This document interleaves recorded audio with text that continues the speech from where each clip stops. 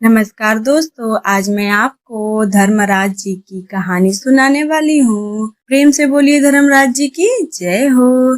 किसी गांव में एक बुढ़िया रहा करती थी। वह बहुत ही नियम धर्म से व्रत किया करती थी।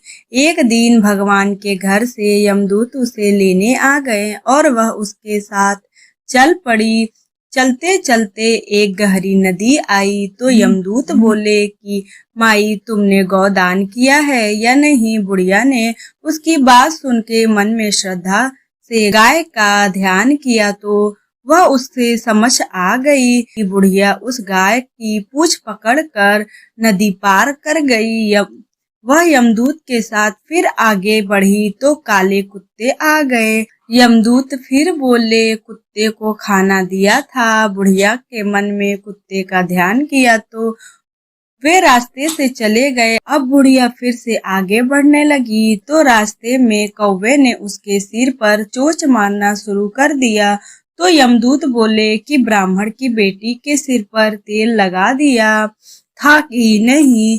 बुढ़िया ने ब्राह्मण की बेटी का ध्यान किया तो कौवे ने चोंच मारना बंद कर दिया।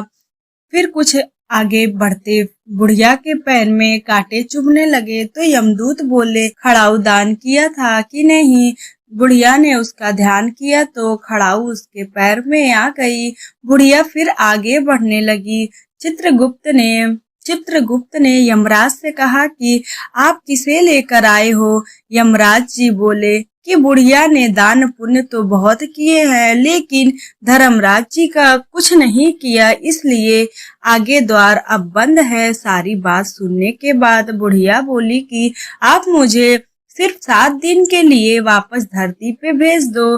धर्मराज जी का व्रत और उद्यापन करके मैं वापस आऊंगी। बुढ़िया माई वापस धरती पे अपने गांव चली गईं। गांव वाले उन्हें भूतनी समझकर अपने अपने दरवाजे बंद कर दिए। वह जब अपने घर गई तो उनके बहू बेटे ने भी दरवाजे बंद कर गए। बुढ़िया ने कहा कि मैं भूतनी नहीं हूँ, मैं तो यमराज जी की आज्ञा से वापस धरती पर 7 दिन के लिए आई हूँ।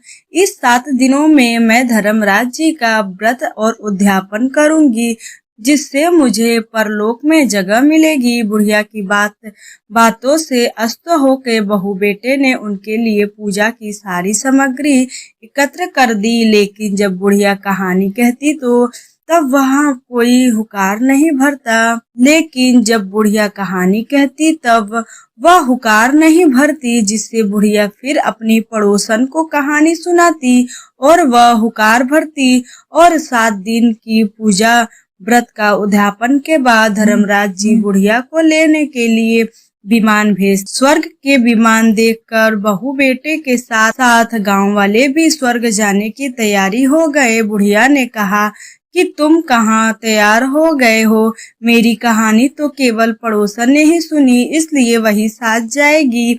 सारे गांव वाले बुढ़िया से धर्मराज जी की कहानी सुनाने का आग्रह करते, तब बुढ़िया उन्हें कहानी सुना देती। कहानी सुनने के बाद सारे ग्रामवासी विमान में बैठ के स्वर्ग जाते और धर्मराज जी कहते कि मैंने तो विमान केवल बुढ़िया के लिए भेजा था। बुढ़िया माई कहती कि हे धर्मराज जी, मैंने जो पुण्य किए हैं इसमें से आधा आप गांव वाले को दे दे। इस तरह धर्मराज के गांव वासियों को स्वर्ग में जगह दे दी।